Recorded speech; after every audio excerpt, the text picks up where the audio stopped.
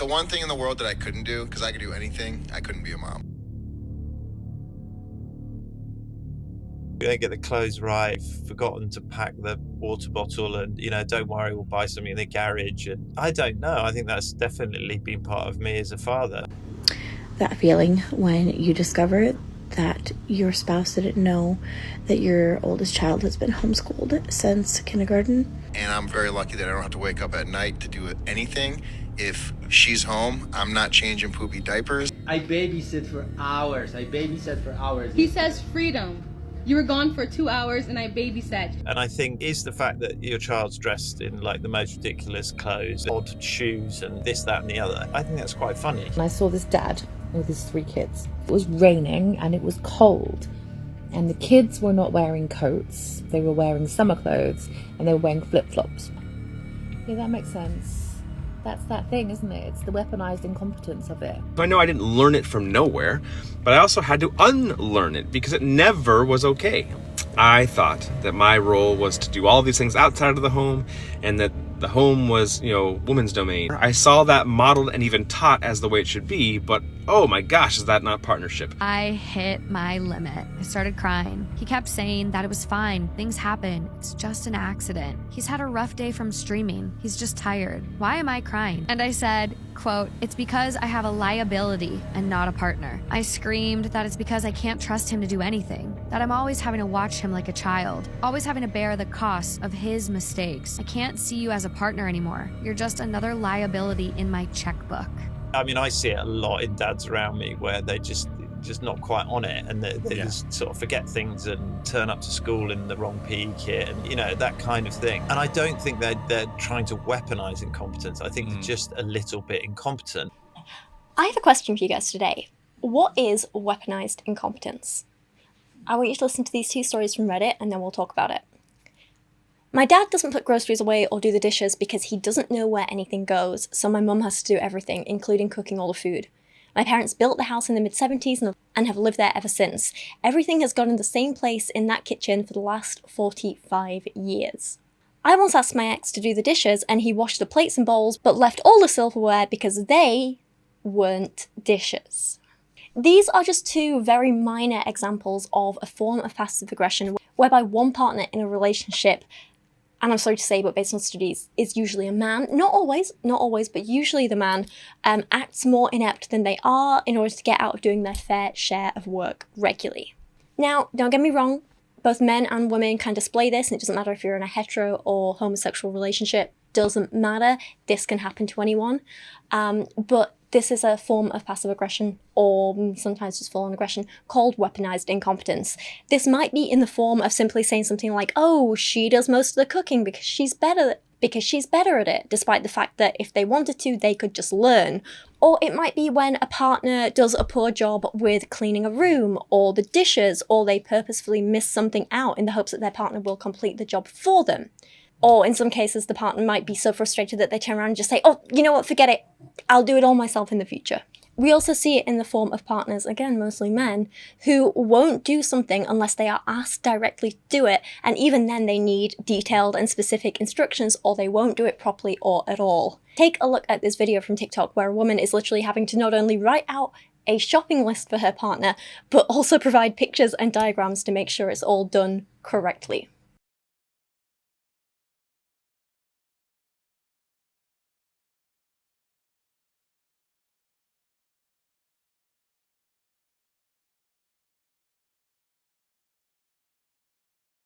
This is absolutely not a fair division of labour by any means, because sure, he might be going to the actual shop and picking up these groceries, but she is completing all the mental and emotional work that goes into that task. She is tracking the food they have left in the house, figuring out which groceries they need, meal planning for the next week, writing out the list, sourcing the pictures, providing pictures, drawing a map, having the supermarket memorised in her head, and if the layout of the supermarket has changed from what her map says, then she's probably going to have to deal with phone calls from the partner, boyfriend, husband, being like, "Hey, where do I find this? What is this? Blah, blah, blah." As if he can't just go and look around a supermarket for himself. And then, of course, there's probably all the time spent worrying that he's going to mess up or bring the wrong things home, or, if he does bring the wrong things home, then she might have to go out again and get them herself, or replan the meals or whatever to make do with whatever wrong or missing ingredients they now have, you know? And on top of all this, chances are she probably has to ask him specifically to go to the supermarket in the first place with something like, hey, here's the grocery list, here's everything you need, can you go to the supermarket at this time on this day and do this thing, please? This is not an equal division of labour, because an actual equal partner who is an adult capable of looking after themselves would have been able to make the list with her, make suggestions for meals for the next week with her, to say to her, hey, it's my turn to go to the supermarket this week, I'm going on this day, make sure you add anything you need to the list by that time, and then actually be able to go shopping by themselves without having someone else do all the emotional and mental work for him.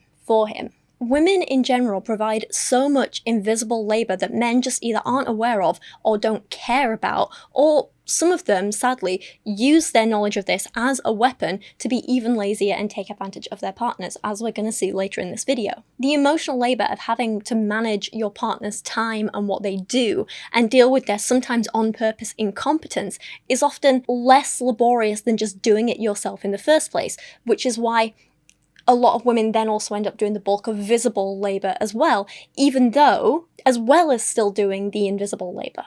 And when I talk about visible and invisible labour, I mean stuff like, okay, a visible labour task might be driving your children to a birthday party, right?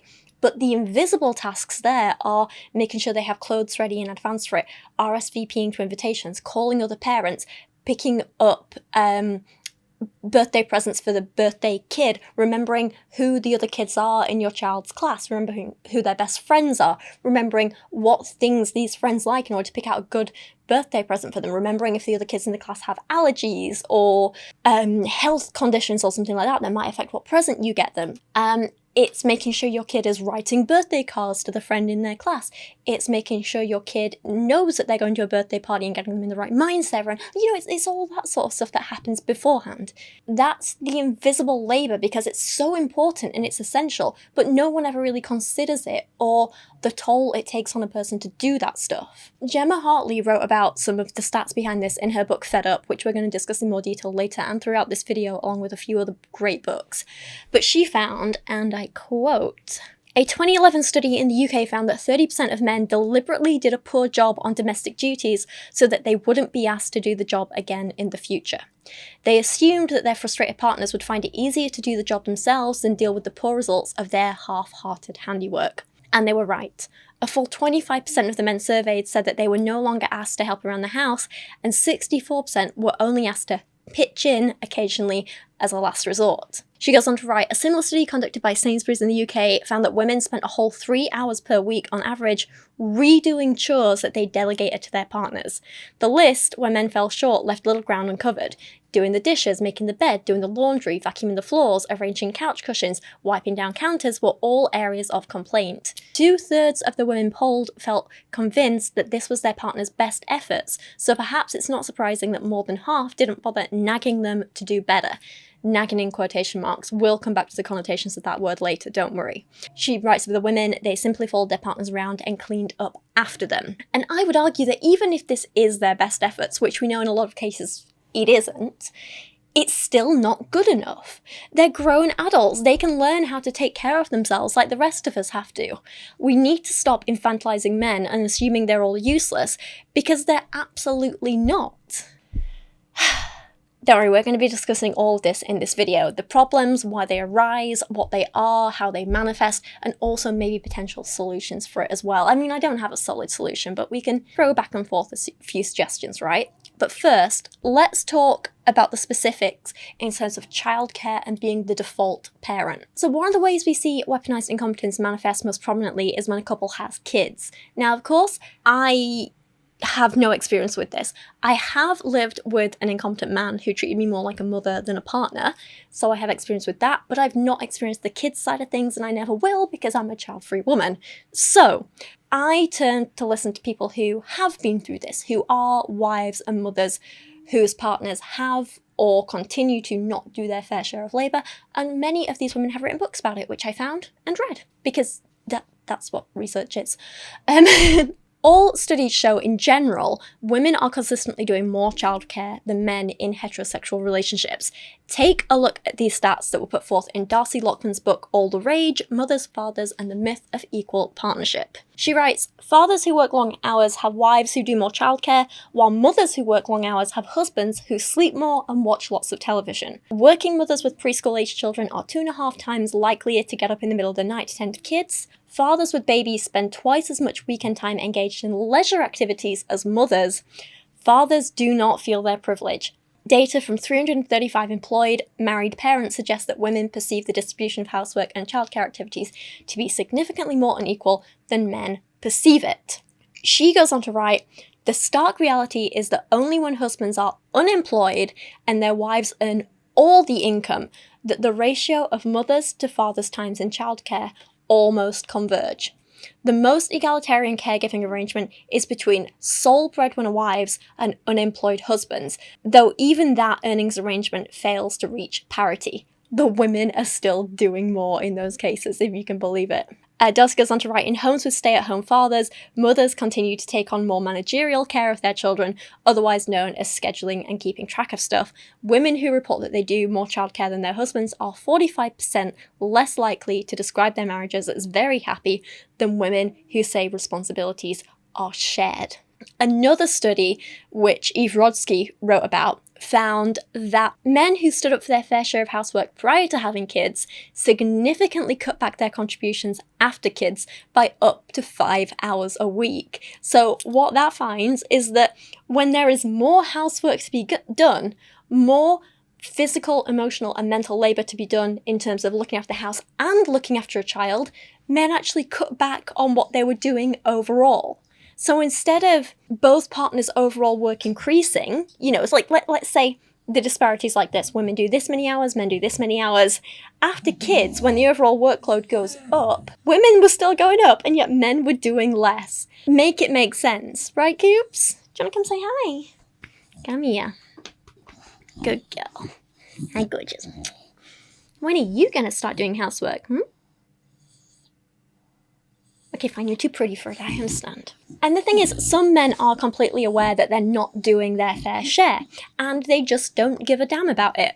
I mean, take a look at this podcast clip where another mediocre man who thinks he has something important to say brags about not being able to take care of his own kid, as though this is normal and something to be proud of. One thing in the world that I couldn't do, because I could do anything, I couldn't be a mom. No, none of us can. No. Couldn't be. That is one of the hardest jobs in the world. And I'm very lucky that I don't have to wake up at night to do anything.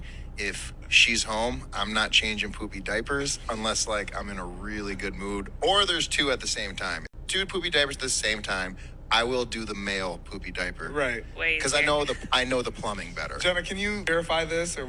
Oh, yeah, absolutely. And he'll let me know when they went to the bathroom, though. He'll be like, oh, man, he stinks. So I'm, waiting. Maybe Zach will change him. He's like, nah, he really stinks. I'm like, all right. Hey, this diaper is disgusting. You might want to get to this one sooner than later. Because I'm the worst. Is he not embarrassed?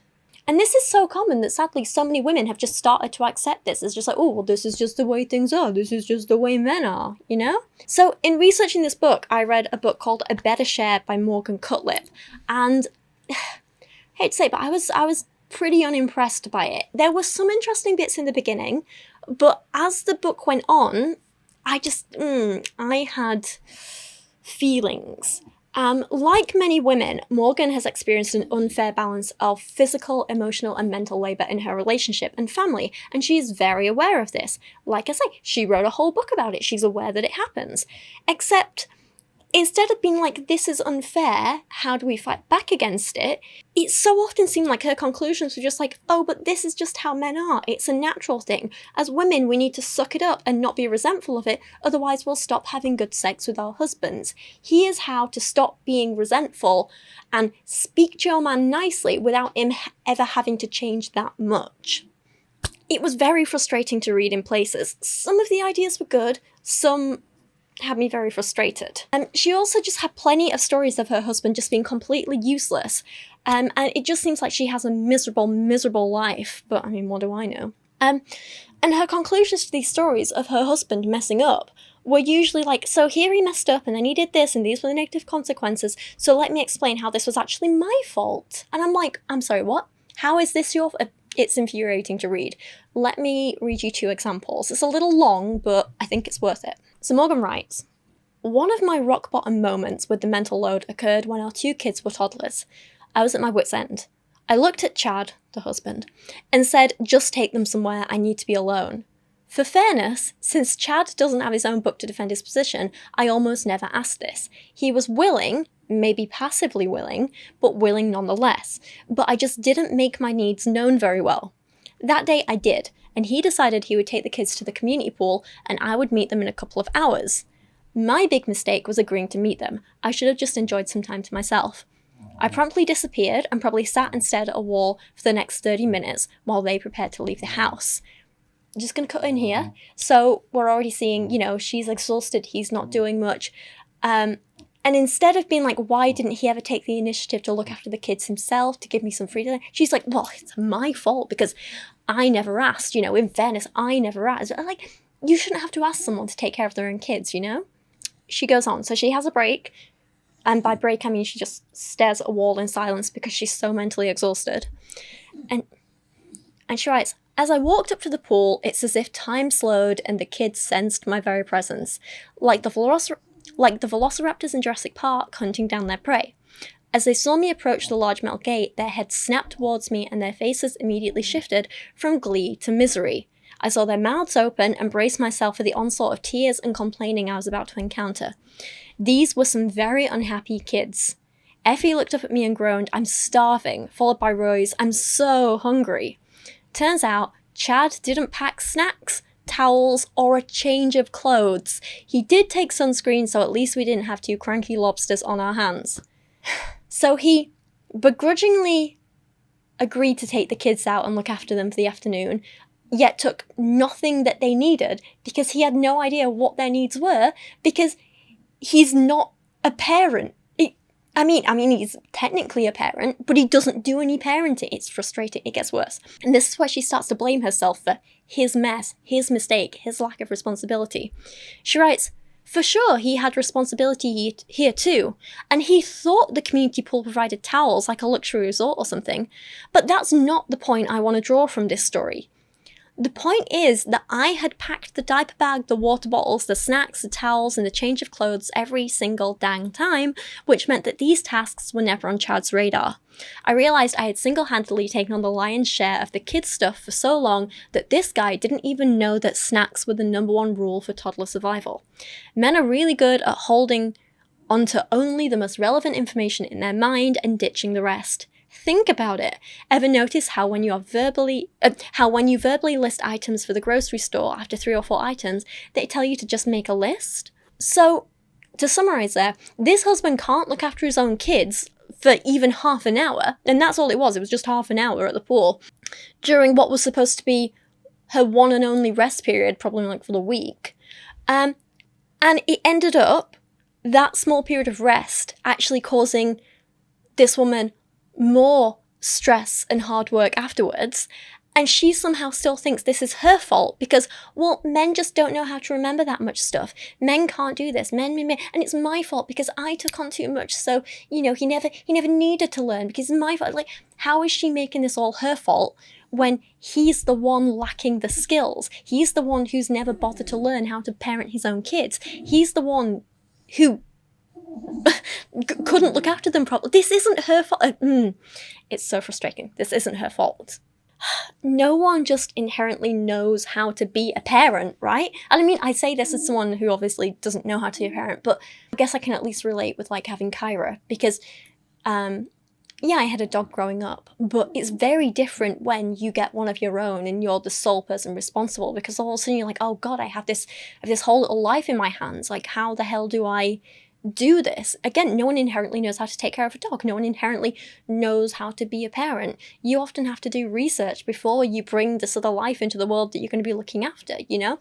I read countless books before and after I adopted Kyra, and, you know, even when there's something wrong, like if she's ill, if she's struggling, if whatever, like, you know, you Google what's wrong, you speak to vets, you do like, you take the time to learn and grow, and I'm pretty sure it's the same with parents. You do the research, you read the books, you learn, stuff like that.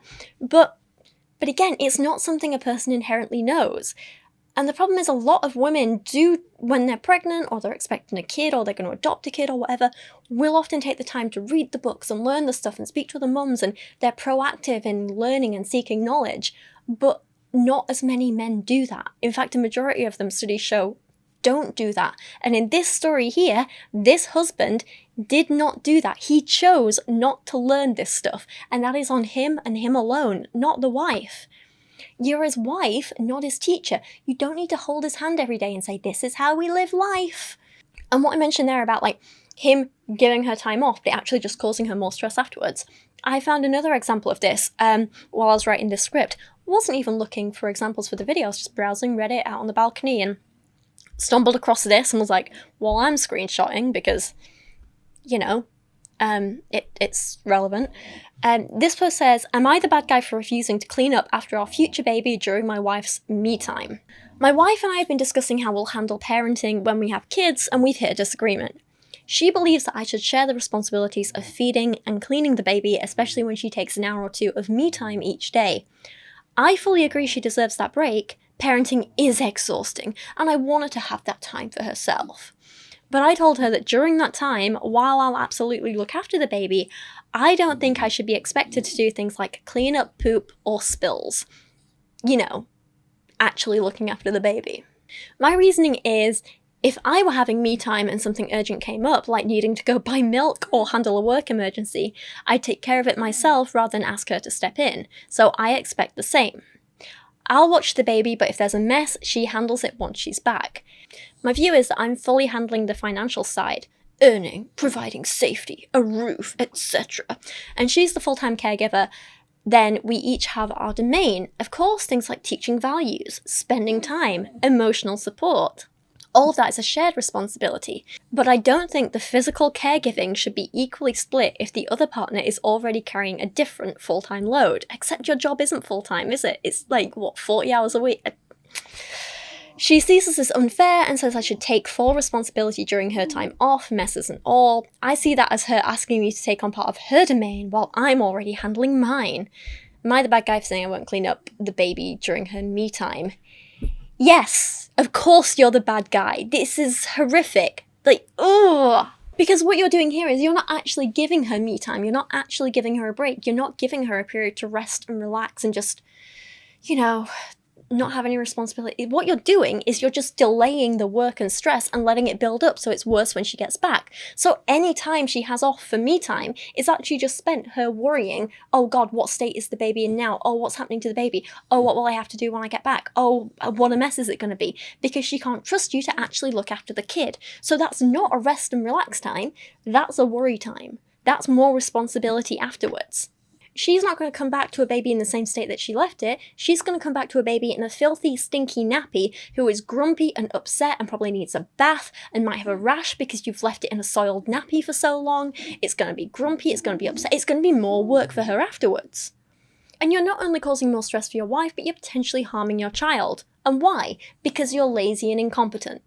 Going back to the book, though, that I didn't like very much, that's not the only example I mentioned earlier, there's another one. This is actually how she opens her book in the first place. I woke up at 3 AM with the nagging feeling that Chad hadn't really gotten the message he was in charge of the balloons for Roy's birthday party. A few days before, as I was rushing around the house, overwhelmed, flustered, and a little bit scary, Chad had asked me, as he regularly did, if there was anything I needed him to take care of. I realise this question alone may trigger you. Believe me, I was also triggered. I responded, balloons. Just handle the balloons. Start to finish. I want the number 8, baseballs, and a cluster of primary colours. There's a local place that even delivers. Fair, right? Straightforward instructions. Everything he needs to know. More than he needs to know, really. She gave him a place. Yeah, fine. She held his hand through it. Great. Very clear. I'm on it, he replied. And that was the end of it. And now here I was, restless and worried a few days later, wondering, is he really on it? Are the balloons really handled? So the next morning she talks to him and says, so I was up last night a little overwhelmed about all I've got to do for this party. And for some reason I have this worry that you didn't fully get that you're in charge of the balloons. Chad responded with, just tell me when and where to pick them up. I don't fully remember my reaction because it was like the blue screen of death that appears on a computer. I just malfunctioned. Things went blank. I was angry and irritated and also disappointingly impressed in my intuition. Somehow I knew that he hadn't really gotten it. Still, I couldn't believe it. I asked you to handle them start to finish, I said. The conversation unfolded for us in a way that I bet is familiar to you. I came in a bit hot when expressing my irritation. Chad, I thought you had this and you don't. You didn't communicate it clearly. You know I live by my calendar. It wasn't on there, so it doesn't exist. It's not my fault you didn't put it on the calendar. Do you expect me to double check if you put things on the calendar? I don't want to hold this in my mind. I wanted you to handle it. Well, I don't know what type of balloons you want. What's your vision? Or how many balloons are in a cluster? You manage tons of employees. Just figure it out. I don't care. Well, I don't want to get it wrong. We went round and round and this whole balloon debacle got blown way out of proportion. This situation seemed simple on the surface. I'd asked for the balloons to be taken care of, he agreed, end of story. But most relationship interactions are more fully loaded than they appear. In truth, Chad could just have owned it, apologised, and we would have moved on. But we both had valid perspectives. I do have standards for our parties and what things look like, and I am the one who's always ordered the balloons. It makes sense he was unsure how to move forward. This task has always been mine, and I expected him to know what to do on the first try. Yet my ask wasn't unreasonable. He could have figured it out, or he could have asked me to clarify. When both sides of this story are really examined, Chad and I felt the situation was unfair. I wanted him to own it, he wanted more details. What we really needed was to find a better way to share this task. He wanted me to express my expectations more clearly. I thought I had. I wanted him to take ownership. He missed the mark. We both needed to share accountability for what happened. And I'm sorry, but if the story happened exactly as she wrote it here, what does she need to take accountability for exactly? What did she do? She told him everything. How could she have been more clear in her expectations? Just handle the balloons start to finish. I want the number 8, baseballs, and a cluster of primary colours. There's a local place that even delivers. She gave him a full description of what to get, when it needed to be done by, where to get it. Like, that is more than enough. If he cannot sort out something as basic as ordering balloons from a kid party, how does he even function to stay alive? What is wrong with him? Again, this is entirely a him problem, not a problem of the wife here. And yet she's still like, well, you know, maybe I should have been more clear. Maybe I should have written him a step-by-step list with pictures. Like, no, you don't need to do that. It's just infuriating as hell to read because she keeps putting herself down and saying, well, I should have done this, I should have done this, I should have done this. It's like, no, he should have just been an adult. Of course, this author isn't alone in her experiences, but she is the only one I found who seems to repeatedly excuse her husband's behaviour and make accommodations for it instead of seeing it for what it actually is. But in general, book after book and article after article online and Reddit posts and blog posts, also like story after story, there were wives whose husbands would say over and over, all you have to do is ask me. But why should we? Why should they? Why should women do that? Isn't it? And it just led me to be like, isn't it just easier to stay single and not have to micromanage another person just to stop them from like actively messing up your life and living space and existence? You know what I mean? So Gemma Hartley, she's the one who wrote Fed Up, Emotional Labour, Women and the Way Forward. She writes, therein lay the problem. It was a simple and obvious task that required minimal effort from him, so why hadn't he done it? Why did I always have to ask? And we're going to be talking about this in great deal later in the video. But first, there's something else I just want to talk about first in regards to kids and childcare. So Gemma's book, Fed Up, is actually a really, really great book, and it's one that I've referenced before in other videos. One in particular might surprise you, and it was in the video where I was reviewing Colleen Hoover's It Ends With Us sequel. It Starts With Us. Very boring book, terribly written, do not recommend. But there was one scene in it which Colleen tried to write it as like a humorous moment of being like, ha ha ha, we've all been here, haven't we, ladies? Where the abuser, now father of Lily's baby, Ryle, he doesn't know how to feed his own child. And the kid's like 1 year old at this point, and he calls up Lily, he's like, oh, can she eat this? Can she eat this? And it's like, You've been a father for a year. How do you not know what your child eats? How do you not know how to feed your own child? How do you not know how to sustain your own child? It's frustrating as hell. And this is because in the book, Lily, like most women in real life, becomes the default parent to their daughter. And this is something that Gemma speaks about in Fed Up. It's something that Darcy Lockhart speaks about in her book, All the Rage, which I don't know if we mentioned it before, but we're going to be talking about that a lot as well. And it's something that Rodsky also mentioned in her book, Fair Play, a game-changing solution for when you have too much to do and more life to live. And Eve says of her own experience, because my husband and me hadn't pre-negotiated how to share in the domestic workload before our son came along, it defaulted to me. He'd leave for work in the office and I'd spend the next 8 hours boiling bottles, doing dishes, folding laundry, restocking the nursery, running to the grocery store, picking up prescriptions, preparing meals, tidying up, and entertaining and attending to my little one. In his defence, after returning home from the office, Seth would offer, "How can I help?" But I was unable to articulate what I needed. I typically reply with a sputter, "I don't know, just pick something." I was overtired and quickly became overextended. I also felt isolated and alone.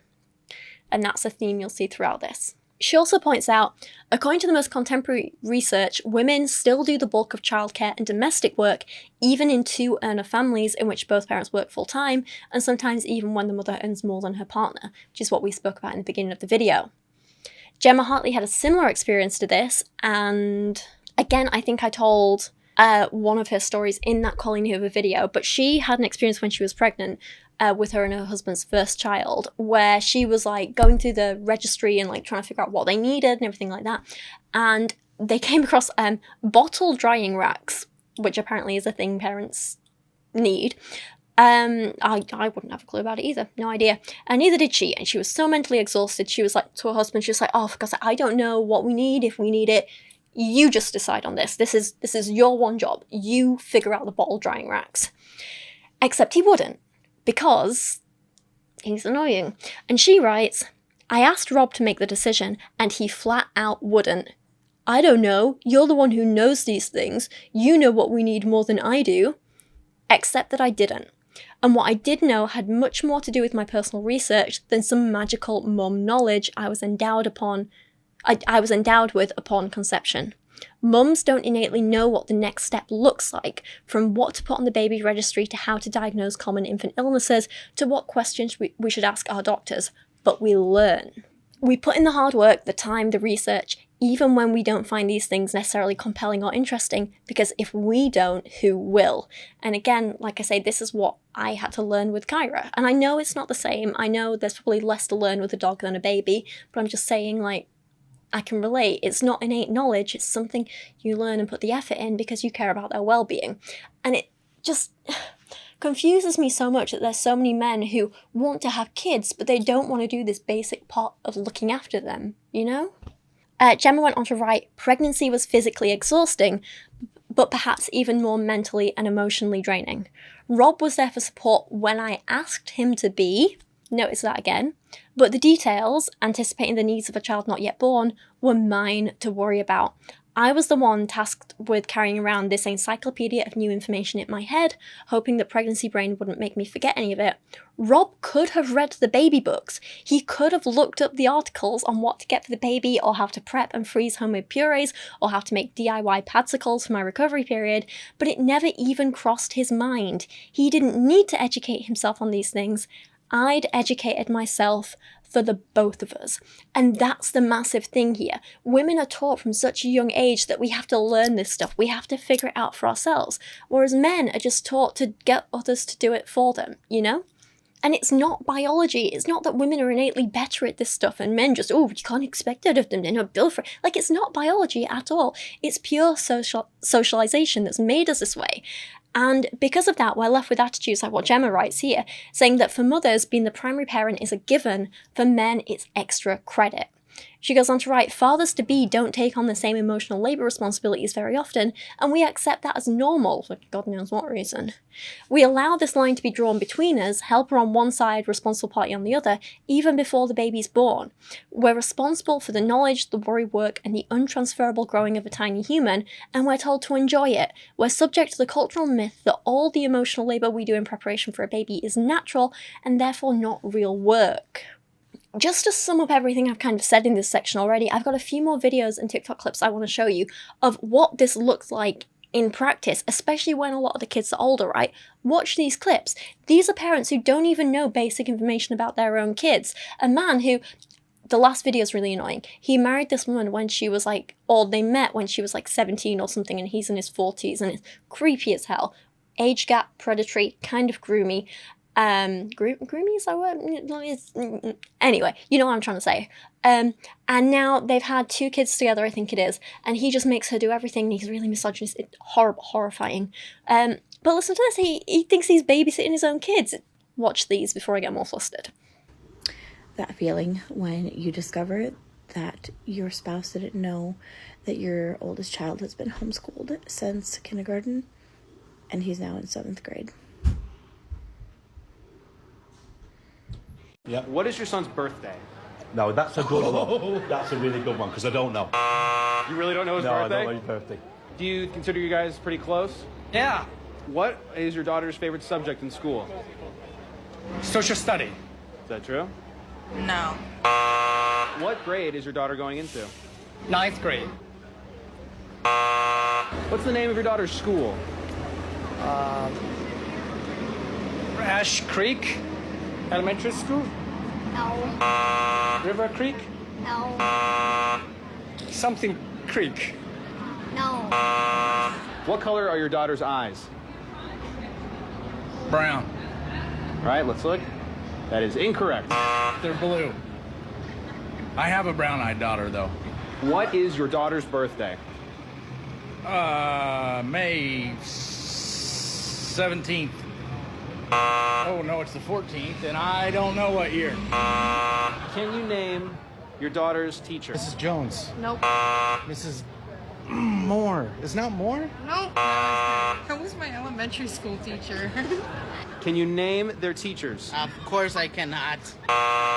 What are your daughter's birthdays? Why do you do this to me? What about her? I give up. Any guesses? Yesterday. Oh yeah, yesterday! Horrible. Her birthday was yesterday, and you forgot yesterday. it. Yes. Can you name the best friend of each of your daughters? Mari Carmen Rojas, Jimena Lopez, Adamari Lopez, Cristina Cornejo. Good. Can you give us the name of their doctor? Fadi Torres. Good. Can you give us the name of their dentist? Games Dental Land. What are your daughter's birthdays? Yes, May 28, 2009, August 8, 2013, February 24, 2006, June 5, 2006. So I just got back from the store, and my husband goes, "Did you enjoy your time? That was the other half to my Christmas gift." I'm like, "Where? What is it?" I babysit for hours. He says freedom. You were gone for 2 hours and I babysat. By Your gift was yourself. freedom. Baby, I love you, and he kissed me. I was home with the baby. The greatest gift of all for a mother. I love you. I love you too. All of this just absolutely sucks. And men keep getting away with this and think they can keep getting away with it because they know that there will always be someone else there to pick up the slack for them. And if there isn't, it's the kids that suffer, not them. So, you know, and somehow a lot of men can live with that guilt, whereas women can't. And it's not fair. But, well, we'll talk about that in a later section. First, I want to cover that common phrase that you've heard many times so far and will keep hearing more and more. You could have just asked. Because this is the thing, isn't it? A lot of men think they are doing their fair share when they're not, because they don't see all the emotional labour and the mental labour that women do. They don't see the invisible work. They don't understand the invisible work. And if they're ever educated about this, maybe called out on this, with people saying like, hey, maybe, you know, you should know that I'm doing this, this and this, or you should know that your partner's doing this, this and this. Hey, you're not quite doing your fair share in terms of this, this and this. a lot of them simply reply with, well, if you want me to do more, you just need to ask. If you wanted me to do that, you should have just asked. As if managing an adult partner's life isn't another task in itself and just adding to the burden. Listen to all these quotes from the books I read. This is frustrating as hell. From Gemma Hartley we have, all you have to do is ask me to put it back, her husband said, watching me struggle. He restated that all I ever needed to do was ask him for help, but therein lies the problem. I don't want to micromanage housework. I want a partner with equal initiative. There isn't much I remember about those first few sleep-deprived days of motherhood, but I do remember my husband asking often, what can I do? It was a question meant to help me. He didn't know what to do because he hadn't been inundated with hospital pamphlets, he hadn't read the baby books and blogs, he hadn't prepared in the same way I had. Instead, he looked to me for direction. It was my job after all. Yet all I could think was, I don't know either. From Morgan Cutlip, who I don't really like very much remember, but she had some good points on occasions, she said that she surveyed 536 women, and here's what the most common responses were when I asked, when you try to talk about the mental load to your partner, what happens? 61% responded that their husbands said, well, just tell me what to do. 53% said it just turns into a competition of who does what or who does more. 52% said my partner gets defensive. 48% my partner just doesn't understand the concept of a mental load. 37% said my partner tells me not to do so much, and 19% said I've just given up. From Darcy Lockman, we have the slightly different but equally as frustrating, it was disheartening. All around me, women articulated their frustrations to each other before minimising them into oblivion. At least he helps, I heard these women say, abashed by their own fury and protective of their partner's best intentions. That no man in history had ever been in the position to utter that phrase, at least she helps, was a thought that we weren't eager to entertain. So many people with this idea of like, oh, well, at least he helps, at least he did this, at least he did that. They act like a man doing, in most cases, even less than the bare minimum is something to be applauded because, oh, he's better than nothing, isn't it? And I'm like, well, actually, maybe if he did nothing, we wouldn't be having to clean up after their messes sometimes. So, well, I don't know. Anyway, I'm getting grumpy. As a slightly related but different example of this, look at this clip from TikTok, right? Sure, he did a really nice thing for her. He gave her flowers. But he also gave her several other jobs to do. Putting them in a vase, cutting them, keeping them watered. He didn't necessarily give her a relieving gift, he gave her another set of tasks to do. And I think this is something that men don't understand. They just think, well, I spent money, that's it, it's done. But you don't understand that, like, with certain gifts like that, you're actually just giving them another job to do. You know, in comparison, I had a lovely man a couple of months back who, he knew I was going through a really tough time. I was working ridiculously hard. I was dealing with a hell of a lot health-wise, constantly in pain. I was completely exhausted. And he thought for something really nice for me, he would surprise me by having flowers delivered to my house. And, because he wanted to cheer me up. So he had this absolutely beautiful, stunning arrangement delivered that came in this beautiful, like, display kind of box miniature vase. It was beautiful. It had ribbons, it was colours, gorgeous. And I didn't need to do anything with it. It arrived, they took it in at reception, they brought it up to my flat for me, they handed it to me, and then I put it on the kitchen table, and I watered it once, and that was it. There was no extra work, there was no extra burden, because he knew I didn't have the time or energy or emotional capacity for any of that because I was really ill and struggling. And he was so damn thoughtful because he was like, I want to do something to cheer her up. I want to do something to make her feel better. He put my favourite flowers in there, which are sunflowers, absolutely lovely. But he didn't give me any extra work. It was like that tiny bit of thoughtfulness that meant so damn much. And I was like, this is lovely. He gave me a gift, not a burden. This is something that he understood that a lot of men don't, sadly. He didn't buy me flowers because it's just a thing you do. He bought me a gift that would cheer me up without adding to my load. You know? He actually thought, what are her current needs? What is she missing from her life? What can I do to help? What is going to actually make her feel better? And it's that little bit of consideration that is so damn thoughtful. And, I mean, clearly men are capable of it. He was. So why don't we see that more often? Why is that not the norm? I think that's something we have to think about. And that's slightly different because that was a gift, that was a cheer up, that was something extra, that was a bonus in life. But often we can apply these same kind of principles and questions to the everyday stuff, like household chores and splitting tasks and things like that, you know? The problem with a man just doing the bare minimum and thinking, well, it's better than nothing, or men using the you just have to ask phrase, is that they're not actually helping anything. They're just giving women another invisible burden. Well, you just have to ask actually means, okay, think about everything that needs doing in the house, create a to-do list, split the tasks between us, tell us when to do it, make sure I'm actually doing it, remind me to do it, check that I've done it. Like, that's a big list of things, as opposed to a supposed partner taking responsibility and just doing the things themselves, you know? Again, Eve Rodsky writes, a reminder in itself takes tremendous effort by you. It requires knowing what needs to be done, remembering what needs to be done, and reminding someone to get it done, whereas the person being reminded gets off easy. He doesn't have to remember a thing, nor does he worry about forgetting. And if you think about it, reminding and praising is a daily work of parenting children, not partnering with a husband. Having to remind your partner to do something doesn't take that something off your list, it adds to it. And it also puts massive strain on the relationship dynamic in general. Again, to quote Eve, reminding, as in, like, because, you know, it's not just a matter of like, hey, can you do the dishes, please? It's, hey, can you do the dishes, please? Hey, have you done the dishes yet? Are the dishes done? How are the dishes? Let me just go check on the dishes. Oh, they've not been done. Hey, when are you going to do the dishes? Cool. And then they get done and you're like, oh, well, okay, they haven't been cleaned properly. I guess I'll just do this again myself, you know? So as Eve writes, reminding is often unfairly characterised as nagging. Almost every man interviewed in connection with this project said nagging is what they hate most about being married, but they also admit that they wait for their wives to tell them what to do at home. So they're like, hey, just ask me, but don't nag me. And yet they still equate the two. Asking is nagging in there. You can't win. You can't win. Carry on quoting Eve.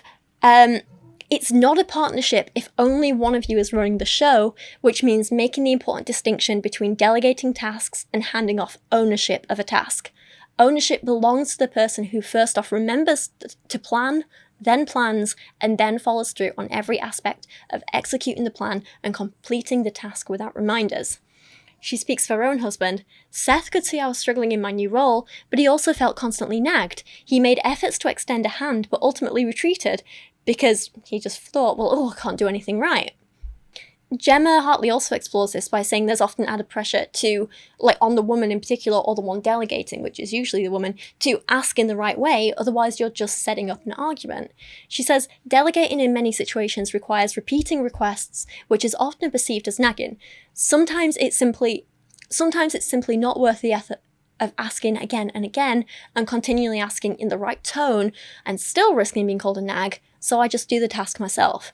When I want my husband to clean up the yard, I also want to keep the peace. I have to monitor my tone so it doesn't betray the resentment I feel, because he never notices tasks that need to be done without my reminders. I find myself curbing my own emotions to cater to those around me, simply to keep our life running smoothly and fight free. Otherwise, I do all the work myself. My kids certainly don't have to make this choice, and neither does my husband. It's my job. It always has been. Here's another example of this from a woman on TikTok who knows her husband won't do what she's asked him to do in a timely manner. So she's having to lie to him about when things need to be done by, because she knows he won't meet those deadlines. So she creates fake deadlines in the hopes that he might actually make the real one. This is not a happy or healthy way to live. And this just proves that just ask me does not work in practice.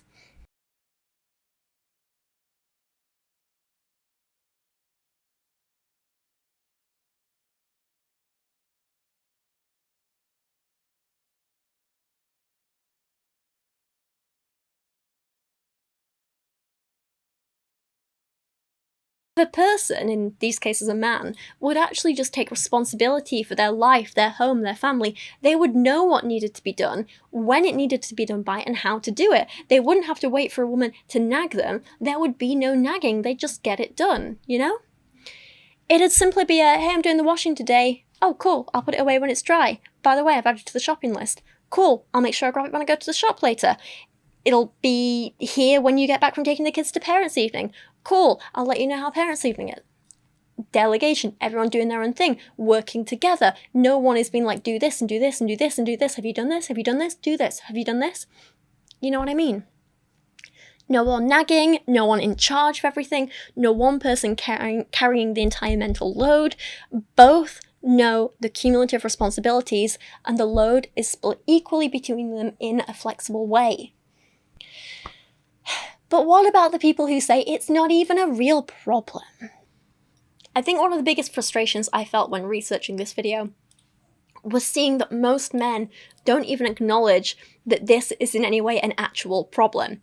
Every author whose book I read on this subject had several paragraphs about how they tried to bring up this topic with their own spouse, their own husband, only for their feelings and experiences to be completely dismissed and ignored repeatedly by them.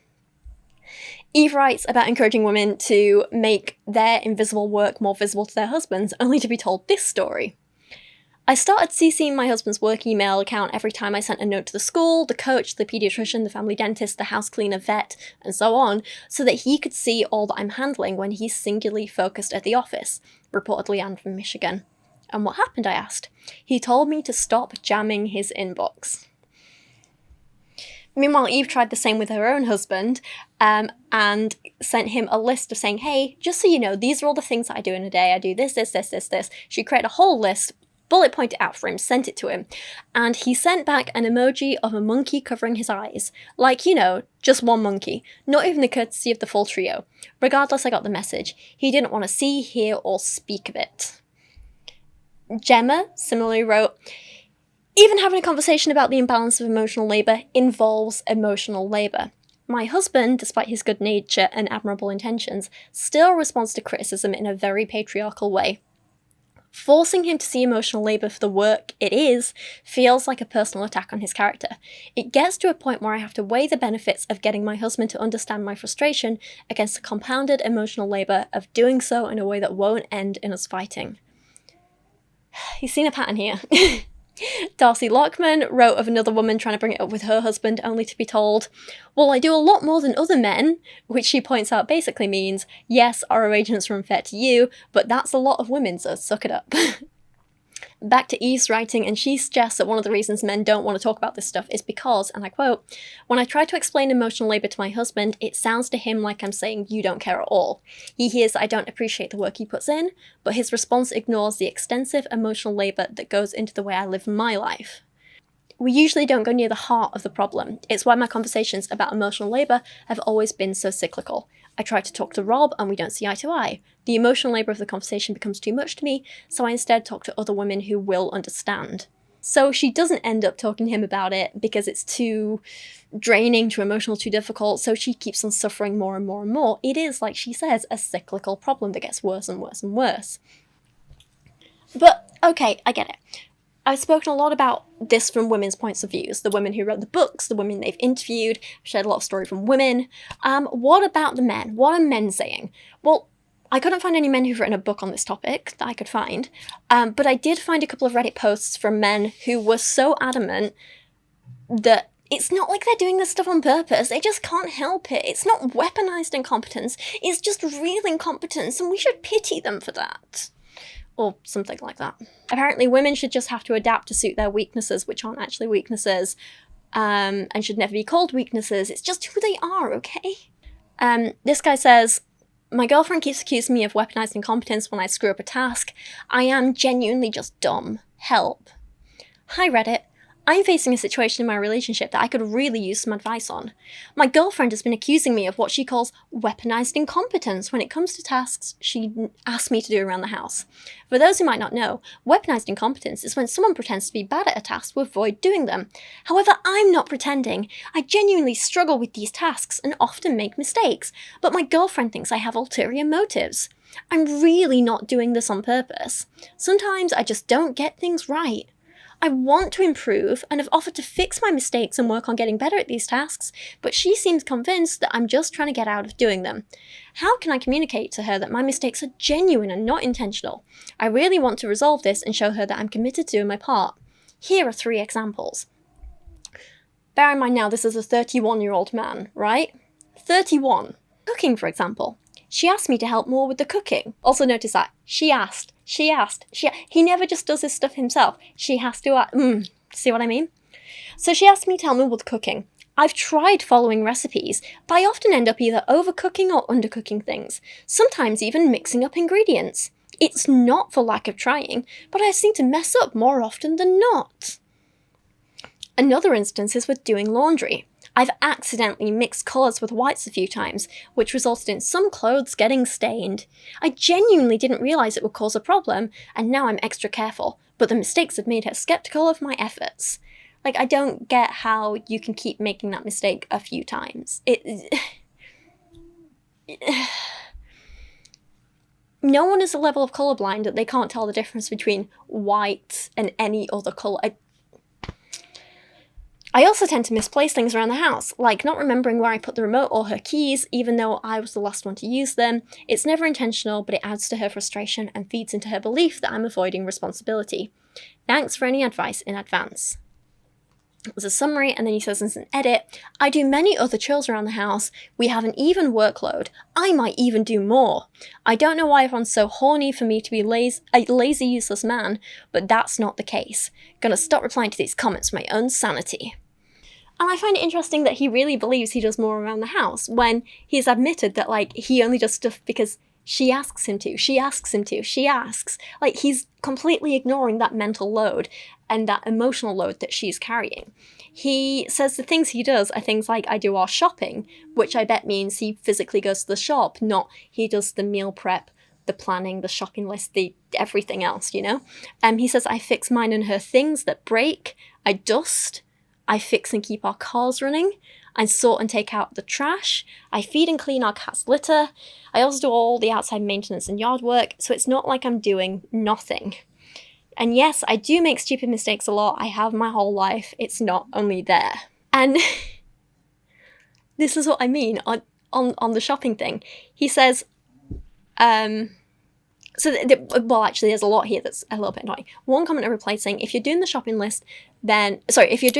then why are you having to make all these weird substitutions when cooking, like using tomato soup instead of tomato sauce? Part of the difficulty of shopping is coordinating all the ingredients, deciding what you need, and then making the list. If you're just going and grabbing random stuff that doesn't even work for meals, you're not actually doing the work. And he said, I have a list and I follow the list. I thought tomato soup and pasta sauce were both just puree tomatoes and you add other stuff to it. I didn't realise. Condensed milk I've seen her use for cooking. I thought that was cooking milk for some reason. Like I said, I'm just dumb, not on purpose. The list is what my girlfriend gives me mostly, besides stuff for my lunches and snacks, and the odd thing I see that looks good. We have a grocery list we buy every week, then stock up on stuff in between. It's nothing to do with my list or inability to read or whatever you're suggesting. I just didn't know. I thought they were interchangeable. I know that's dumb now, blah, blah, blah, and then he goes on. So again, she's the one doing the emotional labour, preparing the list, giving him the lists, having to deal with the consequences when he gets the wrong things, because he doesn't know the difference between pasta sauce, tomato soup, tomato puree, tinned tomatoes, chopped tomatoes, passata, like, you know what, these are just such basic things. I don't get how you can get to 31 and not know this basic stuff. Or if you're unsure, you Google it. There have been plenty of times when, I like to try out new recipes and stuff, and you make a list, you go to the supermarket, and they don't always have what you want. I mean, they have something that sounds similar. So you Google it in the shop, and you're like, okay, what's this and what's this? Can I replace this with this? Can you, it's not hard. It's frustrating. One of the commenters even replied to him saying, per this, it sounds like the issue is the mental load. Your girlfriend seems to have taken on all the labour of planning to keep the house running because you can't do it. I'd also find that frustrating. It sounds like anything that needs thought or needs to be pre-planned has to be done by your girlfriend. He then admits in another post to never having cooked at all in his life before he turned 30, which you get, this is kind of part of the problem, isn't it? How do you get to that age having never cooked for yourself, having never looked after yourself? It's a different post that was equally as frustrating, but for slightly different, well, this was in the men's rights subreddit, so I have thoughts about that place. We won't go into them right now. But this person made a post titled, "The Absurd Idea of Weaponized Incompetence." I'm a bumbling idiot. I forget my wallet or my glasses, or to punch in, or I left my Coke sitting on top of the car. I might forget my head if it wasn't attached. Yet if I forget something for a woman, I get death stares like I did it on purpose. I cannot tell you how absolutely infuriating this is. The notion of weaponized incompetence is just another way feminists have manufactured to hate men. It's just... I'm getting so frustrated with this view recently. I've seen it in my personal life, I've seen it online. When men are called out for something, whether that's offensive language they use, whether it's because they're messing things up like this through incompetence, malicious or otherwise, and a person says, hey, this is problematic for these reasons, maybe you could not do this. Men get defensive and like, how dare you call me out for this? I'm the victim in this. You shouldn't call me out for my bad behaviour. Poor me, poor me. I'm like, shut up. I'm getting so frustrated with it. I absolutely cannot. It's like, you can literally say all this stuff about like, hey, women are miserable because men are doing this, this, and this. And they're like, yeah, but think about the men. Think about how they feel for being called out for that. And it's like, can you not? It's so frustrating. I hate this. I hate this. Like, all the statistics show that this is actually happening. We've been through the numbers earlier in this video, and all the studies show that this ultimately ends up to women being more and more miserable. And it's one of the big reasons why so many women in general are happier when they're on their own, when they're single, when they're unmarried or divorced. So the evidence is there. Men just don't want to hear it. They're like, oh, well, you must be making it up. Like, no. And then the comments, it's just... Here's one from a man who says, early in my marriage, my wife complained about how I did the dishes. They were still perfectly clean, so I didn't understand why it mattered that I did them a bit differently than her. After several complaints, I simply stopped washing the dishes for several months. She didn't complain again after that, even thanks me once in a while for doing the load. Petty? Maybe, but if there's a better way to nip nagging in the bud, I've yet to find it. That's literally part of the idea of weaponized incompetence right there, and they're still saying it's a myth. Another guy says, that's what I do with my girlfriend. I can wash my own clothes and wash hers, and they come out perfectly clean and hang out to dry just fine. But if it isn't the right way, her way, she hates it and thinks it's wrong, and yada yada, I'll make a mountain out of this, and will make a mountain out of the molehill. This idea of women having too high standards is something we're going to be talking about in a whole section of the video in a little bit, so put a pin in that. Another person complains saying if a man is declared incompetent in the presence of a woman, it's because the man is a misogynist. If a woman is declared incompetent in the presence of a man, it's because the declarant is a misogynist. If they didn't have double standards, they wouldn't have any standards. Also, a person who takes everything personally is a toxic narcissist who should be avoided. We have those in everyday life, but it's worse when someone has a sexist motivation for it. Another person says squashing a bug, fixing the sink/doorknob windows, yard work. All things my wife can do just fine if I'm away on business, but can't do if I'm home or will be home soon. It's weaponized, alright, by my wife. So just a lot of complaining and men just not getting it at all. I even found this podcast clip on Instagram, and I saw this months back now. I've actually been saving up a lot of these videos for months, waiting for a chance to talk about them. I figured I'd just pile them all into this one. This annoyed me a lot. This is just two men talking they're just two mediocre men with nothing interesting to say, who somehow think their opinion is the most important thing in the world, so they've started a podcast and they think people are going to listen, and then they just come out with drivel like this. On mums where it's fun dad, isn't it? We don't get the clothes right, I've forgotten to pack the water bottle, and don't worry, we'll buy something in the garage. And I don't know, I think that's definitely been part of me as a father. I don't think I'm weaponizing incompetence there. No. I'm just not tuned in quite that way, and I guess I'm a little bit blurry around the edges. Is that such a bad thing to just almost go with the flow a little bit more? I don't know. I'm laughing again because I think I'm nervous. I don't want to offend anyone by me laughing all the time. I don't think so. And I think is the fact that your child's dressed in like the most ridiculous clothes. They've got their bigger brother or sister's jumper on and odd shoes and this, that, and the other. I think that's quite funny sometimes. I mean, I see it a lot in dads around me where they just not quite on it, and they just sort of forget things and turn up to school in the wrong PE kit and, that kind of thing. And I don't think they're trying to weaponize incompetence. I think they're just a little bit incompetent. Sorry, but it's not funny. It's absolutely not.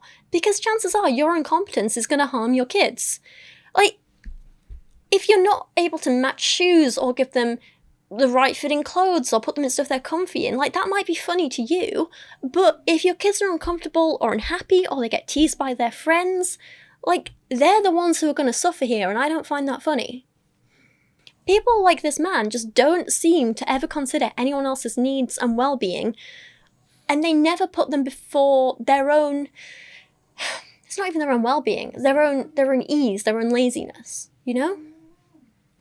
Being a partner or a parent or just a decent human being often means recognizing, hey, I have to do this thing I don't necessarily want to do right now, but I'm going to do it anyway because it makes the life of the people around me and the people I care about so much better. And if you don't want to do that, and if you're acknowledging, hey, I could do this thing to our highest standard, but I refuse to learn how to do it or put the effort in because I can't be bothered, and I'm okay with people suffering because of my laziness, that just makes you a crappy person. And I don't find that funny. Here's another example from a podcast clip I found online. This one's a little long, but basically it's a story about how this woman does absolutely everything. Her husband is completely useless, and she finally snaps and calls him a liability, not a partner, and in response he just refuses to speak to her, and becomes an even bigger drain on her resources, on her emotions, on everything. Am I the asshole for telling my husband that I see him as a liability and not a partner? I, 34 female, have been with my husband, 37 male, we'll call him Nathan, for 8 years. Ever since our daughter, 3 female, was born, I have been unable to trust Nathan with anything, no matter how small. Background context. When I was 19, a semi-truck driver fell asleep at the wheel and turned my car into scrap metal with me inside of it. And I'm physically impaired with good days and bad days. I used a portion of my settlement check to buy a house outright and have it retrofitted to accommodate my needs, as I'll eventually require a wheelchair. I work in software development as it's fun, and nobody cares if I work from bed on bad days. My husband has not worked in 5 years, which has been fine until our daughter was born. Between the settlement money, a paid-off house, and my salary, I enjoyed having him here with me. He contributed by handling most of the domestics. We pay for a weekly cleaner with monthly deep cleaning because it gave us more time together. Ever since our daughter was born, it was like a light switch turned off in his head. For our daughter, he would buy the wrong size diapers, not fully mixed bottles, put diapers on backwards, leave out poop-covered wipes, forget to latch cabinets. This past week, he has gone to the store 3 times because he keeps coming home with the wrong size socks and shoes for her. I eventually just ordered the right ones on Amazon. For me, he has tried to help me with my weekly pill organizer fill-up, and several times has spilled the contents of new medications all over the floor. Then, not seeing that he didn't get all of them off the floor. He has repeatedly brought me grapefruit juice to take my medications with, a huge no. He has repeatedly forgotten that I can't have dairy and puts milk in my coffee or cheese on a burger. He has broken so many things of mine from being careless. He shattered my laptop because it slipped out of his hand when he tried to pack it for a trip, even after I said I would pack my own electronics. We've lost so many spoons and forks to the disposal. He tried to replace the head gasket in my car and over-torqued the engine bolt, which shattered inside the block, and 2 different shops said they couldn't even repair it. We ended up getting a new vehicle because a replacement engine would have cost $11,000. A week later, he crashed the new car into the garage door because he thought he'd press the brakes, not the accelerator. What? He wanted to do TikToks and streaming as a hobby. I supported him initially, but I quickly noticed a pattern. Anything regarding our daughter or me, he was sloppy and careless. He never whoopsied his own stuff. He would build entire sets to stream or make videos with, leave the garage, and leave his brain in the garage. Fucking clearly. It came to a head 4 nights ago. He streamed himself building a new set piece, 9 hours straight. Meanwhile, I worked, clocked out early to pick up our daughter from summer camp, cooked and fed both of us, and got her ready for bed. He came out to help me put her to bed. I let him know that I needed to get some work done and would be in my office, and I asked him to take the trash out. He said that he will. 2 hours later, I left my office, and the house felt really warm. He'd taken the trash out, but left our front door partially open, and was back in the garage with his game volume really loud. I panicked, since our daughter is able to get out of bed, but luckily she was sound asleep. But she could have easily toddled right out of the house, and he wouldn't have noticed. Then I noticed a stove burner was on, with a small pot on it with nothing inside. I didn't use the stove for cooking that night. I popped my head in the garage and said, quote, "Hey, I need you for a minute." I informed him of the door situation, and he responds, quote, "I thought I locked it." We checked the camera, and no, he did not. I asked about the burner being on, and he said he was planning to make ramen and forgot. He pulled the still hot pot off the burner and put it straight into the sink on top of our daughter's favorite plastic plate, which is now ruined. I'll admit I overreacted and screamed, quote, "What are you doing?" He realized what he'd done and pulls the pot off of our daughter's plate and straight onto the countertop. I quickly grab it and run it underwater to cool it down. Did she say that she overreacted? Honey, no. I would have overreacted so many issues ago.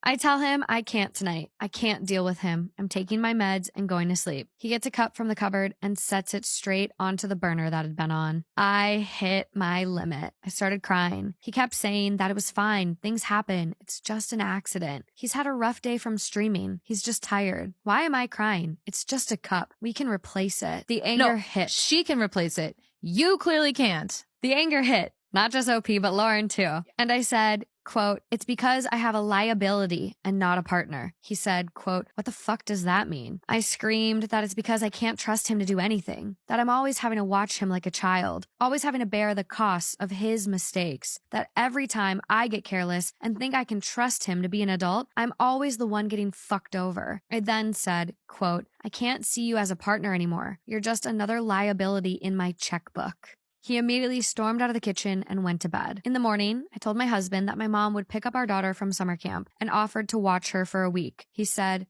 okay. And that's the only interaction we've had since. He spends all day in the garage playing games with his friends, making TikToks, and streaming. For food, he's been ordering DoorDash and having the person deliver it to the garage. It's been days, and he refuses to be in the same room as me. I've tried messaging him to ask him if we can talk or figure out a solution, but he's just left me on red. If I pop into the garage, he ignores me, but apologizes to his friends or viewers for the interruption and unmutes his mic when the noise stops. Before the blow-up, I've asked if there was something going on. I've tried to gently respond every time he screwed up so our daughter didn't associate mistake to anger. I asked him to schedule with a doctor to see if something was going wrong medically. He always said I was overreacting. People make mistakes, and didn't see an issue, even when the same mistakes kept happening. When I tried to get him to understand that it was concerning just how expensive his mistakes were getting, he'd wave it off as a, quote, "It's not like we can't afford it." I love him dearly. I just miss the person he was before we had a child, the one I could trust and rely on. Did I screw this up forever? Was I being too harsh on his mistakes? Am I missing something? Am I the asshole? Absolutely not. Again, this is just another example of a man being called out for his crappy behaviour and being like, oh, I'm the victim in this. I'm oppressed. I'm absolutely sick of it. So we've heard from the men who don't even think this is a real problem, but it is a problem. And there are some men who do this on purpose and absolutely acknowledge that they do it on purpose, who are, intentionally weaponizing incompetence. But even if it is an accident, that doesn't mean it's not harming the people around you and it isn't something real that we should be paying attention to and trying to change. If I accidentally step on Kyra's paw because I'm a bit clumsy, I don't sit there and sulk and go, well, it's not my fault because I'm just a clumsy person and I didn't see her and it's not my fault and I'm not going to change. It's just who I am. So she should just get used to having her paws stomped on. No, that doesn't help anything. If I accidentally stand on her paw, I go and apologise and check it's okay and I give her paw a rub and I make sure she's not hurt. I give her a little snack, lots of cuddles and attention. And then I'm more vigilant about where I'm walking, where I'm stepping, where she is underfoot. I change my behaviour to make sure I don't accidentally harm her again. And that's what you do for the people you care about when you accidentally do something to hurt them. But what's scarier than this accidental incompetence hurting people is the malicious, purposeful incompetence when when men in particular know that they're doing this, and I mean, I'm sure some women do it as well, I've just not heard any stories of it like this or any women admitting to it. But when they admit that this is what they're doing and they have absolutely no remorse, they just don't care. So listen to this Reddit post, okay? I've got like an opening poster and then a comment from it, okay? The opening poster is a man who displayed accidental incompetence, which has destroyed a woman's property, but he kind of just doesn't seem to care. He's like laughing it off like it's a bit of a joke, like, whoops, oh no, it cost me money. The second reply, or the top commenter on this, the top replier, is a man who is actively proud of his weaponized incompetence and brags about how he uses it as an excuse to be lazy. That's what's scary here. So the original post was, today I messed up by ruining my girlfriend's $1,000 cashmere sweater. At home I do the laundry and therefore obviously also my girlfriend's clothes. She moved in with me recently, so I don't know all of her clothes. I believe I'm always careful with her things and ask if it's okay to wash her things. I don't remember if I asked about this sweater, but I ruined it. I put this insanely expensive cashmere sweater in the washing machine with all her other clothes. I had no clue it was cashmere or that she had something this expensive, present from her dad, and after taking the laundry out it shrunk and got a lot tighter. Now she's mad at me and expects me to compensate by buying her a $300 bag. I mean, honestly, you're getting off lightly there. I'd be like, buy me a new jumper. But there we are. I mean, I don't have anything that expensive, but you know what I mean. The commenter here, this is what... It's horrible. When we first got married, I washed a few of my wife's very nice white silk blouses with my red sweatshirt. Cost me several $100 to replace them. She told me to never touch the washing machine again, and I haven't done laundry in 20 years. Best investment I've ever made. Grow up. Do your washing. And there's other similar examples of this too, in this and other threads. Like this man, he says, the best way is to not do anything that you are not absolutely required for and then simply ignore their stares. You could put effort in and look after yourself, your home, and learn to do things correctly. Or you could just be lazy, on purpose, and ignore your partner trying to communicate with you about it. It's so damn unhealthy, and it's no surprise that in response to this, you see women writing about how they feel, and I quote, deep loneliness, disheartened, there's a decline in marital happiness, a loss of identity, physical and mental stress and health issues in response to men's absolute incompetence. And as a lot of researchers point out, this leads to more struggles for women overall because, like, not just in their individual... Well, let me just read my script here.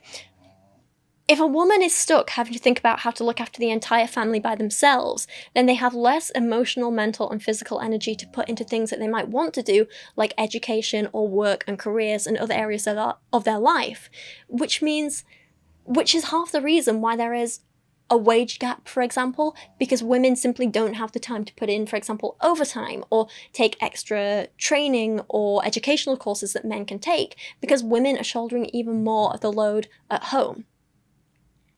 Men's incompetence and men's laziness is quite literally holding a lot of women back from ever reaching their full potential in terms of career, earnings, knowledge, and so on, even creativity. Now, I do want to touch on this idea that women's standards are just too high. Ugh, how dare we, you know? Because I know what some of you might be thinking, and I know what I've seen a lot of men say online and in these books. It's not at all that men are lazy or incompetent or don't care. It's just that women's standards are too high, and it's unfair to expect a simple little man to reach those high standards, right? No. I disagree. Most of these super high standards are just basic things like maintaining proper hygiene, for example. So I can't believe I didn't screenshot this. I'm really annoyed at myself for it. But I saw one absolutely repulsive story on Reddit from this woman who said she asked her husband to help her do a deep clean of the entire house, right? And she delegated roles. Again, she delegated. Like, the more you say it, like, the more you notice, right? And she was like, okay, I'm going to do all the bedrooms, I'll do the upstairs bathroom, I'll do the living room, I'll do this and this. Your job is to do the kitchen and the downstairs toilet, right? That was it. Just gave him minimal tasks. And she, of course, had to keep repeatedly checking in on him while he was doing them to make sure he was doing it properly. And as part of this, he started with the little toilet room, and he's there scrubbing the bowl, and he's got this cloth, and he's scrubbing away. And then she goes off and does her work, and she comes back, and he's in the kitchen scrubbing the countertops. And she realizes that he's scrubbing the countertops with the same cloth that he just scrubbed poop out of the inside of the toilet bowl. And he hasn't washed this cloth. He hasn't bleached this cloth. He hasn't even run it under hot water. He's just dunked it in a bucket and wrung it out and started on the kitchen countertops. I'm grossed out even saying this. Understandably, she was like, what the hell are you doing? Don't do that. You're gonna have to clean them again with a clean cloth. You're getting poop everywhere. And he's like, oh my god, you're being ridiculous. Your standards are too high. I'm using soapy water. What more do you want? And she's like, how about not poop water? So in the end, she ended up having to redo the whole kitchen clean that he'd been doing with a poopy cloth. And he had the nerve to be like, your standards are too high. Absolutely ridiculous. That's not a standard that's too high. That's basic hygiene. Do you know what I mean? So when people say standards are too high, I'm just very dubious. I'm like, are they really? Or do you just not care about your family's health and well-being? Gemma Hartley writes about the same thing. She says, I was sick of hearing women simply expect too much. We can't let good be good enough. We have control issues. There are plenty of ways to say it, but they all boil down to this. We have no one to blame but ourselves. We become nags because our standards are too high, and it's unfair to ask men to live up to our unreasonable expectations. Emotional labour wouldn't weigh on us so heavy if we'd just ease up. Could it possibly be that all my emotional labour boils down to me expecting too damn much of my husband? Had I become my own worst enemy, creating a standard that no one could live up to but me? And she concludes, and so do I, no, of course not, that's absolutely ridiculous. It's not like a lot of the things we're talking about here are someone would be like, all shoes have to be stored exactly 2 inches apart, and we need this and this and this, and I want you to arrange the bookcase in order of how often the letter F appears in every book. Because, like, yeah, I get it. Those standards might be too high. That is probably being a little fussy and whatever. But they're not the things we're seeing in the stories here, are they? We're talking about giving snacks to your hungry toddlers, giving them clean clothes to wear after they've been in a swimming pool. We're talking not using a poopy cloth on the kitchen counters. We're talking not staining your white silk shirts red, not shrinking $1,000 cashmere jumper. Do you know what I mean? These aren't standards that are too high. These are basic things. Take another example here that I found on TikTok. I dropped my friend at the hospital today. And I've dropped them off, and I was driving around because they were only going to be in for a little while, so I was waiting for them. I was driving around and I saw this dad with his 3 kids. And the reason I noticed them was because it was raining and it was cold, and the kids were not wearing coats. They were wearing summer clothes, and they were wearing flip-flops. And my brain was like, it's October, man, like, put some coats on your kids. And then I recognized that one of the kids was holding a bunch of flowers and one of the kids was holding a box of chocolates, and I was like, right, mum is in hospital, dad is in charge, and that is why the kids are wearing flip-flops and thin shirts in October. And it just was like a whole little moment there of like, yeah, that makes sense. That's that thing, isn't it? It's the weaponised incompetence of it. Even though she's in hospital, and even though he's bringing flowers and chocolates, the kids are going to turn up wet and cold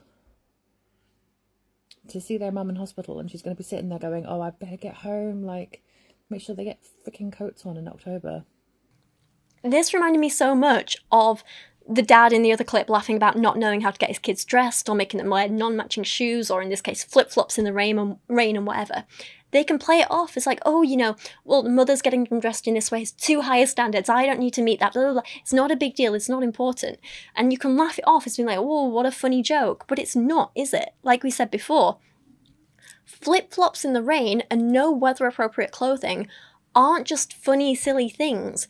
Making sure your kids have covered feet, dry feet, aren't freezing cold, aren't soaking wet. They are not too high a standards. They are the basic standards you should be meeting. Because if you don't, if you put kids in non-matching shoes, or too small clothes, or freezing cold clothes, you risk them getting ill, stunting their growth, making things like walking and mobility difficult. You risk sensory problems. You risk health problems. You can get them. Do you know what I mean? The problem isn't that women's standards are too high. It's that for a lot of men, laziness out-trumps good enough. You know what I mean? And I don't mean excellent, excelling, wonderful, perfect, a home is spotless. I mean literally just good enough, just basic health and hygiene, And the other thing that's interesting is that for a lot of these men, when they're fine with not good enough, it's because that not good enough only affects other people, only leads to other people suffering, never their own stuff. So what are women supposed to do here, especially wives and mothers, right? Because if they just stopped doing stuff around the house, it would fall apart.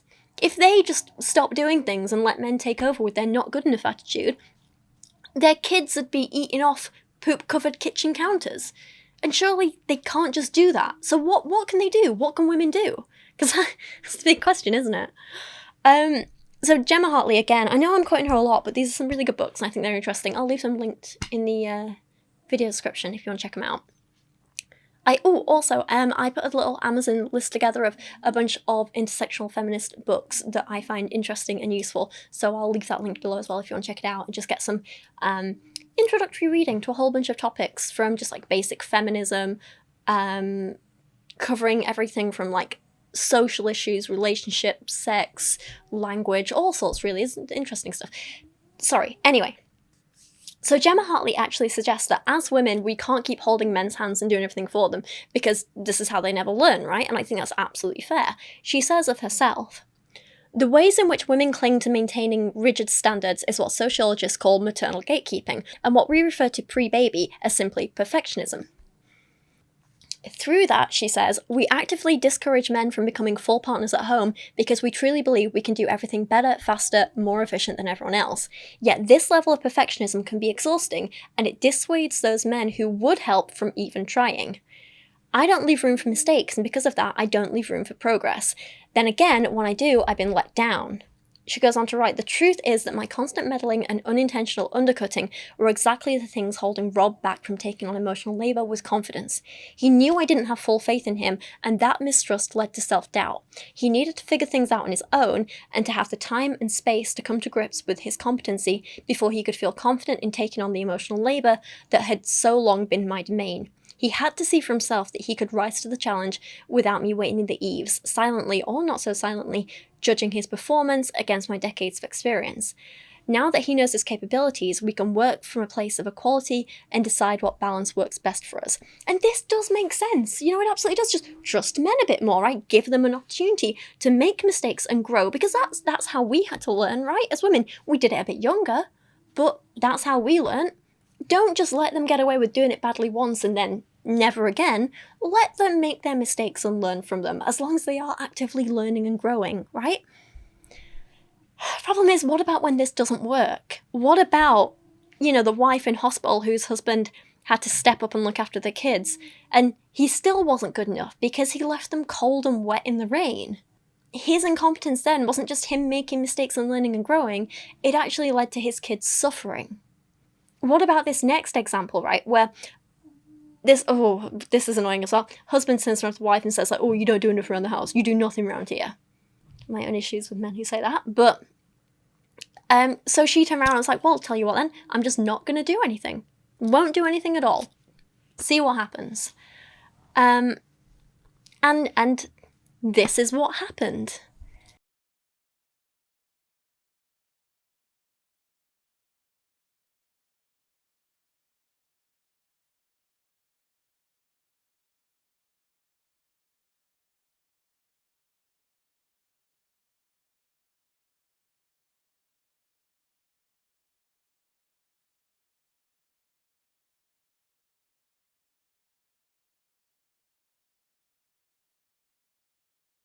Again, she stopped. She gave him a chance to step up and do it all. She gave him a chance to learn and grow. And he didn't. Their kids ended up being the ones suffering because of a messy house, dirty dishes everywhere, trip hazards everywhere, no clean clothes. So, while it seems right to say, hey, got a little fly in here, that's annoying, sorry. While it feels right to say that, hey, we should give men more opportunity to learn and grow and do these things themselves, and actively encourage them, this is great, the sad truth is that that's not going to work on every man. There's clearly going to be some men who simply won't step up no matter what. So it's a tricky situation. It's really damn difficult, and it's one where I don't think there's simply one solution for all this, a one-size-fits-all solution. That's not going to happen, is it? That's not realistic.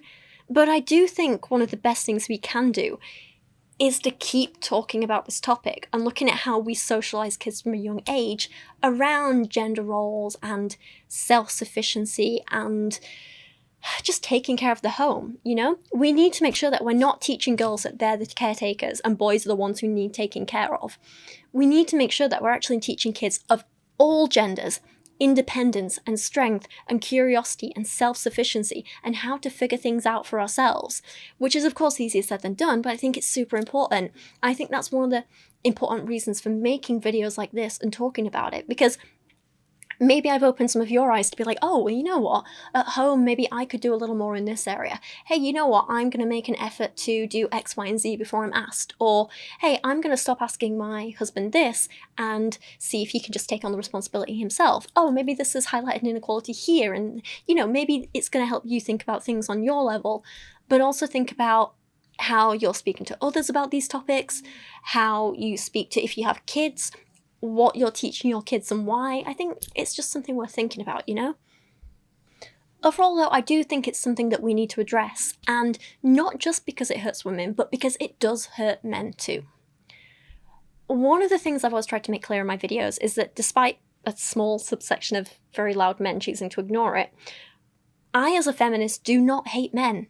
Love men, think they're great, wonderful. I care about men. I care about their needs. I care about things that affect them. I want gender equality for men as much as I want it for women. I and other feminists absolutely want what's best for men. I think that should go without saying, but it doesn't, so I'll keep saying it. Wanting gender equality is not about wanting men to have less. It's about wanting everyone to have more, about wanting everyone to have equal access to opportunities and be treated fairly regardless of gender. And as much as some people don't want to admit it, misogyny and patriarchy negatively affects men too. And to exemplify this, I want to look at a theory put forward by Sandra Ben in the early 90s and later re-examined by Darcy Lockman in her book All the Rage, which she's spoken about a bit. So in one chapter, Darcy looks at why we as a society have traditional gender roles, where did they come from and why do they still persist? And she argues, using Sandra's 1994 theory, that there are three principles which maintain gender roles. And she writes, that these are androcentrism, androcentrism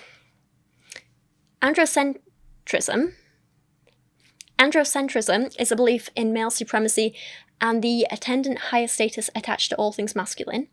Gender polarization is the organization of social life around two distinct and unequal halves of a population, and biological essentialism is the idea that gender differences are directly tied to chromosomal ones. She then goes on to point out that one of the ways this ends up being expressed is that we are all saddled with deeply ingrained cultural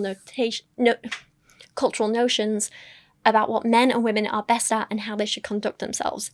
Men should do for and think for themselves, behaving agentically, like an agent, while women should do for and think of others, behaving communally. And one of the direct consequences of this, she says, is not only that the extra responsibility falls on women, but that this also leads to the idea that men are more likely to isolate themselves because they only really have to think about themselves and do things for themselves and, you know, fight against everyone else and rise above everyone else, which does lead to isolation of men. It leads to men not fostering a community around themselves. It leads to men not really reaching out to others when they need help. And this in turn has caused what a lot of men's rights activists call the male loneliness epidemic, which is absolutely a big thing. Male loneliness is on the rise.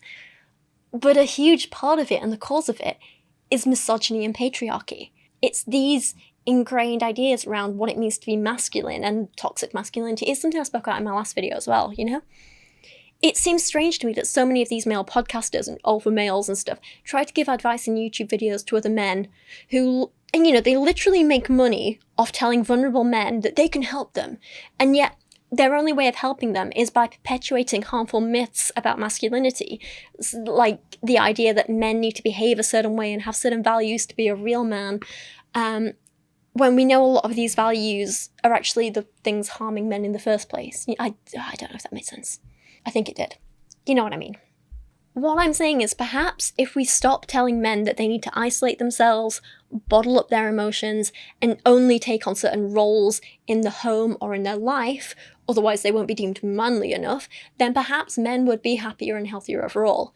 Perhaps if we stopped demonizing having emotions in general and taught men instead how to feel them and embrace them and process them in a healthy way, perhaps if we encouraged healthy, functional communities of men who support and uplift each other instead of wallowing in anger, perhaps if we allowed men to express their masculinity in any way they liked, perhaps if we encourage men to be more self-reliant and independent and take on actual equal roles in the home in regards to both physical and emotional and mental labour, then their relationships would be more functional and healthier and happier, and men would be less lonely and healthier and happier in general. Maybe. I would hope so. In summary, I talk about this stuff not only because I want to help women, but because I want to help men as well. And finally, there's probably a lot of you who may have made it through this video so far and just be like, oh, shut up, it's not that deep. You know, I get it. It might seem like a silly topic. Oh, who does the washing up? Oh, the dishes weren't done properly. Oh, they, you know, ruined $1,000 jumper. Who even has the money for that? It's a first world. I get it. It sounds silly. But I completely understand that it's sometimes easy to get overwhelmed by all the bad stuff in the world and look at a topic like this and say, why are you even bothering to talk about who does the washing up when there's literally thousands, tens of thousands, hundreds of thousands of people, millions of people being killed daily because of X, Y, and Z, you know? And I can agree that it can seem like the minor things, in the grand scheme of things, aren't that important, but I do think they are. And I agree, it can absolutely seem like a minor thing in the grand scheme of things. And I'm absolutely not saying that we should ignore the big things like the wars and the genocide and, you know, harmful laws and the giant rates of femicide around the world, female genital mutilation, child marriage. I'm not saying we should ignore that stuff, not at all. And I'm not saying that, you know, invisible work in the home is more important than that either. I'm absolutely not saying that. What I am saying is that none of these things exist in a vacuum, and what we need to realise is that they are all interconnected in this big web of misogyny, and we need to understand both the big and the small issues and how they all fit into the bigger picture if we actually want to make a change. That's why I think it's important to talk about the big things and the smaller things, and that's why I do cover all of them in different videos, you know? It's not okay to ignore one legitimate problem just because this one seems bigger for now, you know? I think it's important to look at them within context and say, okay, well, how are these actually connected? Because that's the thing. It's like we were talking about in my last video about like the pyramid of misogyny, right? And that was mostly in the context of rape culture. And it was talking about how these small actions on the bottom prop up the bigger actions. And, you know, staying silent and... You know, so for example, staying silent when you hear someone joking about rape kind of makes you complicit in that. And then that strengthens the people who are making those jokes about rape. And that strengthens the opinions of the people who excuse rape. And that strengthens the people who actually rape and the people who cover it up on a systemic level and so on and so on. It's all about these small acts supporting the bigger, more serious and more dangerous ones, and how they're all completely interconnected, and how the people at the top protect the people on the bottom, and the people on the bottom protect the people on the top. It's absolutely the same here. This might seem like a smaller issue, but it's all part of a bigger pyramid of misogyny and patriarchy where everything supports everything and ultimately leads to women being in danger. If not directly, then at least indirectly. If we don't tackle the smaller things, like the basic misogynistic attitudes towards women, then we'll never be able to enforce larger change against bigger things like stopping female genital mutilation, preventing child marriage, changing the high rates of unpunished femicide around the world, and so on, you know? I think we need to look at it as part of the bigger picture and realise that this is an interconnected problem, and that's why I think this is important to talk about.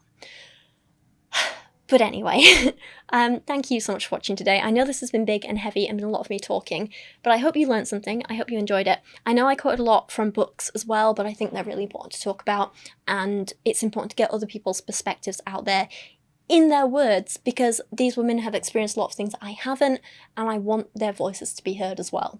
So if you'd like to check out those books, I'll leave them linked in the video description, along with the link to the other list of feminist books I recommend. And yeah, I think that's pretty much it for now. Thank you so much for watching today. If you would like to follow me on Instagram, you can do. I'm just at Rachel Oates with a 0 and not an O. I post all sorts of fun stuff over there, like pictures of Kyra, fun makeup pictures, pictures of gigs and live music that I go to, and nature photography and fun stuff like that. I also have Patreon, where you can help support me and my channel, because sometimes videos like this don't do very well in terms of views, because they're, I don't know, a heavier topic, I guess. So support me on Patreon for as little as $1 a month can really help, and it's all money that I can put back into my channel and making more videos and keeping a roof over my head while I do it. So I appreciate you all. Thank you so much. So thank you all so much. I do appreciate your time, your effort listening to this. It would be great if you want to leave your comments, opinions, views down in the comments below. Every little helps, really. But yeah, thank you. I hope you have a wonderful rest of your day, and I'll see you again really soon. Bye.